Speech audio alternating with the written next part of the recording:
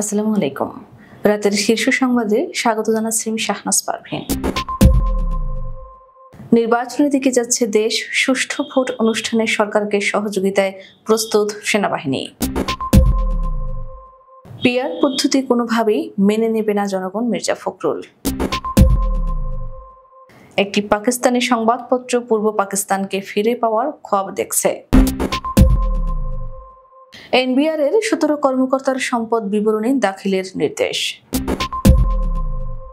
41,000 শিক্ষক নিয়োগের সুপারিশের ফল প্রকাশ জানা যাবে যেভাবে। এসআই সাজ্জাদুরকে গ্রেফতারের জুলাই শহীদ পরিবার ও আহতদের আলটিমেটাম।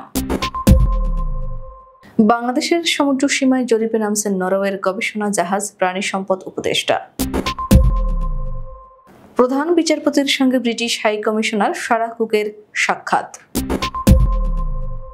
মাউশির ডিজি সহ 7 জনের বিরুদ্ধে মামলা।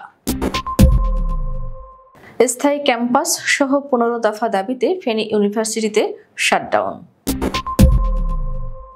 শেখ হাসিনার সাবেক সামরিক সচিব মিয়াজির দেশ ত্যাগে নিষেধাজ্ঞা। 2026 সালে রোজা শুরু হতে পারে যেদিন থেকে। চীন সফরে যাচ্ছেন মোদি। যে কোনো মুহূর্তে ইসরায়েলের সঙ্গে যুদ্ধ হতে পারে ইরান। এবং পুতিনের বিরুদ্ধে নিষেধাজ্ঞা বাড়ানোর আহ্বান ম্যাক্রোর। শুনছিলেন শিরোনাম, এবার বিস্তারিত। বাংলাদেশ সেনাবাহিনী সম্পর্কে নানা কটূক্তি নিয়ে মন্তব্য করেছেন সেনাপ্রধান জেনারেল ওয়াকারুজ্জামান। তিনি বলেছেন, এসব মন্তব্যে অখুশি হওয়ার কিছু নেই। যারা এসব করছে তাদের বয়স কম, আমাদের সন্তানের বয়সী। তারা বড় হলে নিজেদের ভুল বুঝতে পারবে, তখন নিজেরাই লজ্জিত হবে। মঙ্গলবার সকালে ঢাকা সেনানিবাসে অফিসার্স অ্যাড্রেস অনুষ্ঠানে সেনা সদস্যদের উদ্দেশ্যে দেওয়া বক্তব্যে একথা বলেন সেনাপ্রধান। এতে পদস্থ কর্মকর্তারা সরাসরি উপস্থিত ছিলেন এবং দেশের অন্য সব সেনা স্থাপনার কর্মকর্তারা ভার্চুয়ালি যুক্ত হন। সেনাপ্রধান বলেন, দেশ এখন নির্বাচনের দিকে যাচ্ছে। অবাধ, সুষ্ঠু ও নিরপেক্ষ নির্বাচন অনুষ্ঠানে সরকারকে সহযোগিতা করার জন্য সেনাবাহিনী সব ধরনের প্রস্তুতি নিয়েছে। তিনি আরো বলেন, দীর্ঘ সময় ধরে সেনারা মাঠের দায়িত্ব পালন করছেন। আগে এত দীর্ঘ সময় মাঠে থাকতে হয়নি, তাই সবার সঙ্গে ভালো সম্পর্ক বজায় রাখতে হবে। দূরত্ব থাকলে তো দূর করতে হবে। সেনাপ্রধান জোর দিয়ে বলেন, সেনাবাহিনী একটি পেশাদার সংগঠন। মাঠের দায়িত্ব পালনের সময় পেশাদারি দেখাতে হবে। প্রতিশোধমূলক কোনো কাজে জড়ানো যাবে না। পিআর পদ্ধতিতে এদেশের মানুষ অভ্যস্ত না, এটা গ্রহণযোগ্যও না। তাই বিএনপি পিআর পদ্ধতি কোনোভাবেই মেনে নেবে না বলে জানিয়েছেন দলটির মহাসচিব মির্জা ফখরুল ইসলাম আলমগীর। চিকিৎসা শেষে দেশে ফিরে মঙ্গলবার সন্ধ্যায় হযরত শাহজালাল আন্তর্জাতিক বিমানবন্দরে সাংবাদিকদের একথা বলেন তিনি। একটি পাকিস্তানি সংবাদপত্র দ্য গ্যাসলাইন পূর্ব পাকিস্তানকে ফিরে পাওয়ার খোয়াব দেখছে। পত্রিকাটি বলছে, 54 বছর পর হিসাব নিকাশের সময় এসেছে। পূর্ব পাকিস্তানকে ফিরে আসতে হবে। পাকিস্তানের রাজধানী ইসলামাবাদ থেকে প্রকাশিত শীর্ষস্থানীয় ইংরেজি সংবাদপত্র দ্য গ্যাসলাইন এক নিবন্ধে এই অভিমত তুলে ধরেছে। সিনিয়র সাংবাদিক তাবাসসুম মোয়াজ্জম খানের নিবন্ধটি দ্য গ্যাসলাইনে প্রকাশিত হয়। পর্যবেক্ষকরা বলছেন, নিবন্ধটি এমন এক সময় প্রকাশিত হলো যখন ঢাকা ইসলামাবাদ সম্পর্কে নতুন হাওয়া লেগেছে। শীর্ষস্থানীয় পাকিস্তানি কর্মকর্তারা ঢাকা সফর করেছেন বিরতিহীনভাবে। জাতীয় রাজস্ব বোর্ডের 17 জন কর্মকর্তার বিরুদ্ধে অবৈধ সম্পদ অর্জনের অভিযোগে সম্পদ বিবরণী দাখিলের নির্দেশ দিয়েছে দুর্নীতি দমন কমিশন।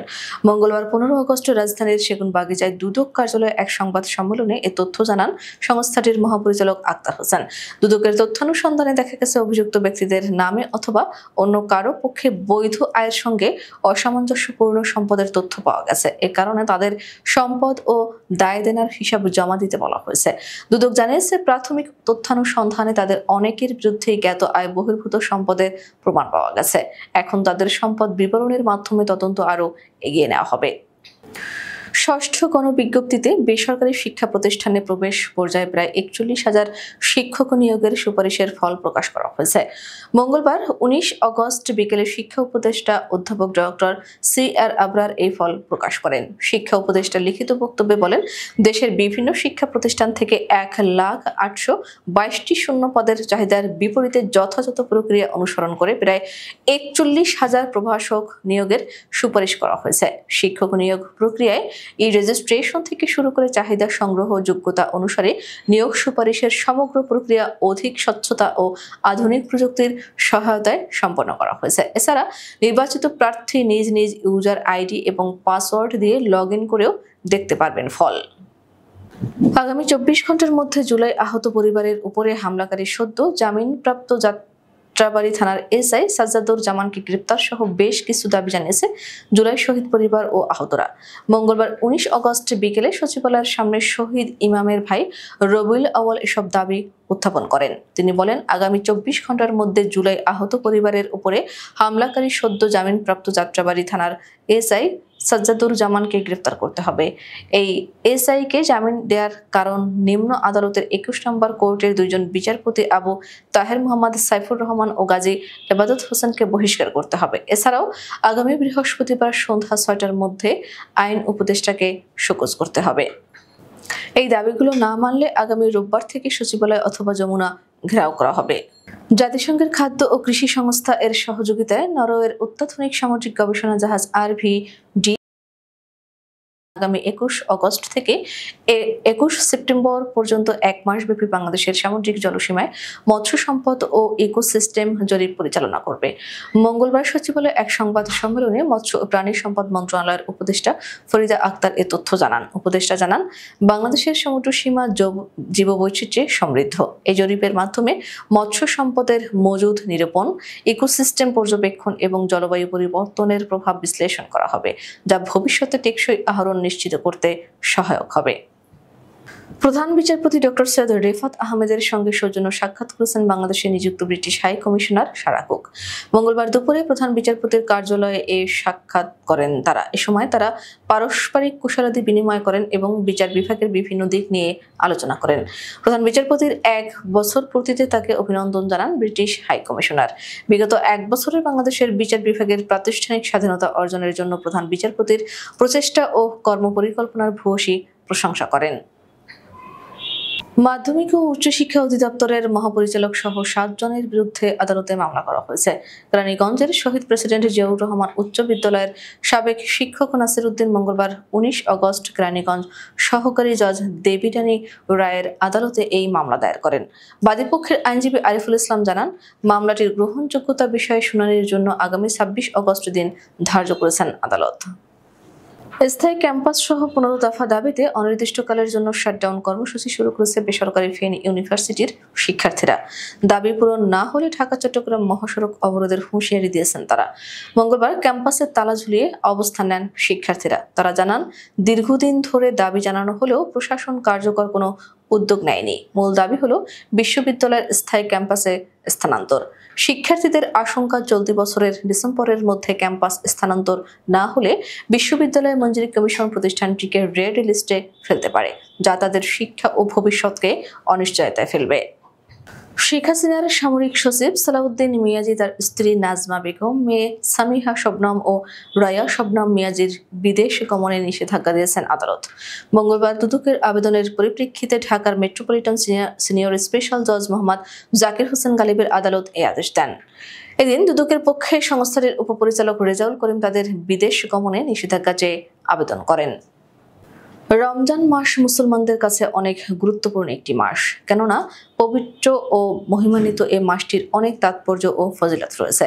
তাই রমজানের জন্য অপেক্ষা করেন বিশ্বের কোটি কোটি মানুষ।